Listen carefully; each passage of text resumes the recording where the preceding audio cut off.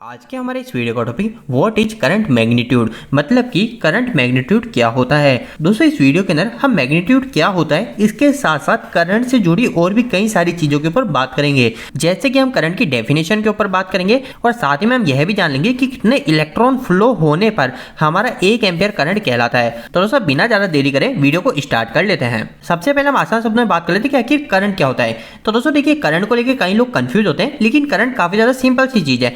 Current का मतलब क्या होता है? करंट का मतलब है कोई भी चीज जो है वो कंटिन्यूसली फ्लो हो रही है। कंटिन्यूसली फ्लो का मतलब जैसे कि ये मेरा पेन है ना, ये पेन अगर मेरा कंटिन्यूसली इधर फ्लो हो रहा है ना, तो ये भी एक तरह से करंट है। तो और अगर मैं एग्जांपल की बात करूं तो हमारी हवा कंटिन्यूसली वातावरण में फ्लो हो रही है, तो कंटिन्यूसली वातावरण में फ्लो हो रही है तो इसका मतलब हो गया एयर करंट। इसके अलावा मेरे पास कई सारा पानी है, उस पानी को मैं कंटिन्यूसली एक जगह फ्लो कराता रहूं तो इसका मतलब हो जाएगा वो हो गया हमारा वाटर करंट। तो अब आपको क्लियर हो गया होगा करंट का मतलब होता है किसी भी चीज का कंटिन्यूसली फ्लो होना। तो दोस्तों इसके बाद में हम यह जान लेते हैं कि आखिर इलेक्ट्रिकल करंट क्या होता है। तो दोस्तों इलेक्ट्रिकल करंट काफी ज्यादा सिंपल सी चीज है। जैसे कि वाटर करंट के अंदर हमारा वाटर कंटिन्यूसली फ्लो हो रहा था, ऐसे ही अगर हम इलेक्ट्रिकल करंट की बात करें तो इलेक्ट्रिकल करंट उसे बोला जाता है जब हमारे इलेक्ट्रॉन कंटिन्यूसली फ्लो हो रहे होते हैं। और हमारे इलेक्ट्रिकल करंट की डेफिनेशन मतलब परिभाषा भी यही होती है।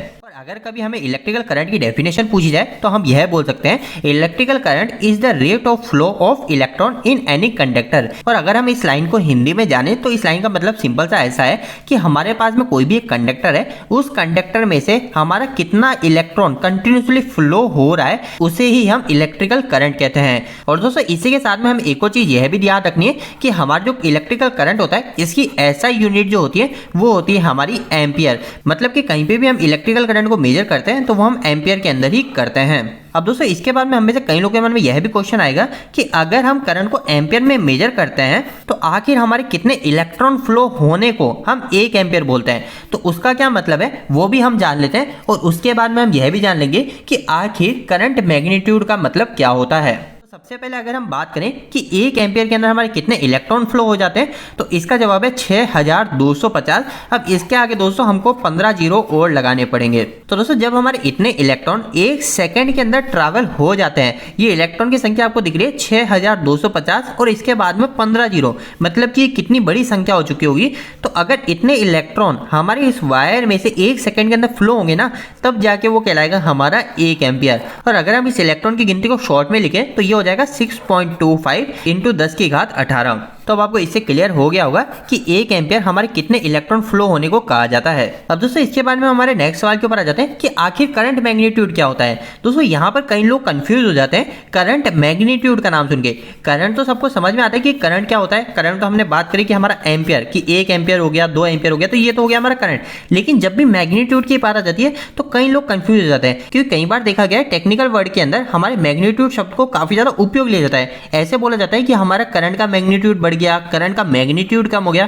तो दोस्तों इस लाइन का मतलब क्या है? तो इस लाइन का मतलब काफी सिंपल सा इतना सा है, अगर कभी आपको कोई बोलता है कि करंट का मैग्नीट्यूड बढ़ गया तो इसका मतलब है कि हमारे जो एम्पियर है वो एम्पियर बढ़ गए। और अगर कभी कोई बोलता है कि करंट का मैग्नीट्यूड कम हो गया तो इसका मतलब है कि हमारे जो एम्पियर है वो एम्पियर कम हो चुके हैं। अगर मैं आपको इस मैग्नीट्यूड को एक सिंपल से उदाहरण से बताऊं तो आप मान लीजिए कि हमारी एक मोटर है, इस मोटर को मैंने इधर से सप्लाई दी, 3 फेज की मैंने इस मोटर को सप्लाई दी। अब इस 3 फेज की मोटर को सप्लाई देने के बाद में मेरी ये मोटर 5 एम्पियर करंट को ले रही है।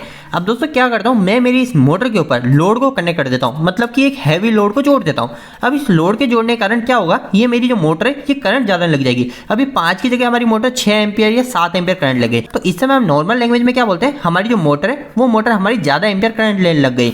लेकिन अगर हम टेक्निकल लैंग्वेज में देखें तो उस समय बोला जाता है हमारे यहाँ पे करंट का मैग्नीट्यूड बढ़ गया है। तो दोस्तों यहाँ पर आपको बिल्कुल भी कभी भी कंफ्यूज नहीं होना ये मैग्नीट्यूड वर्ड सुन के। इस मैग्नीट्यूड का मतलब होता है ये वैल्यू, ये 6 नंबर, 7 नंबर, 4 नंबर, 5 नंबर, मतलब कि ये जो भी हमारी वैल्यू होती है ना कि मोटर हमारी 2 एम्पियर करंट लग रही है, तो अब ये 2 से 3 हो गई, तो मतलब कि ये 2 से 3 हो गई, मतलब ये बढ़ गई। तो ये जो वैल्यू है ना, ये वैल्यू को हमारे मैग्नीट्यूड शो करता है। अगर कोई बोलता है कि वोल्टेज का मैग्नीट्यूड बढ़ गया तो इसका मतलब है कि हमारे वोल्टेज बढ़ गए, वोल्टेज 220 आ रहे हैं अब 240 आने लगे। तो इस मैग्नीट्यूड वर्ड से आपको कभी भी घबराना नहीं है, ये हमारे सिर्फ वैल्यू को बताता है। और अगर आप इस मैग्नीट्यूड को हिंदी में भी अनुवाद करके देखोगे तो इसका मतलब होता है दोस्तों किसी भी वस्तु का आकार, उसका महत्व। तो इस मैग्नीट्यूड का मतलब सिंपल सा यही होता है, ये हमारी किसी भी चीज की प्रॉपर्टी को बताता है। जैसे कि अगर हम एम्पेयर की बात करें तो यहाँ पे जो 6 नंबर है ये हमारी इसकी वैल्यू है, तो ये जो 6 नंबर है ये हमारा इसका करंट का मैग्नीट्यूड है। तो इस बात को आपको ध्यान रखना है। तो दोस्तों उम्मीद है कि आज का ये छोटा सा वीडियो आपको कहीं ना कहीं हेल्प करेगा। आपको यह वीडियो कैसा लगा, इस वीडियो को लाइक करके जरूर बताएं। अगर आपका कोई भी सवाल इस वीडियो के प्रति या फिर इलेक्ट्रिकल जुड़े तो आप नीचे कमेंट बॉक्स में कमेंट करके पूछ सकते हैं। इलेक्ट्रिकल की वीडियो से अगर आप देखना पसंद करते हैं आज हमारे चैनल को सब्सक्राइब कर लीजिए। आज के लिए इतना ही, धन्यवाद।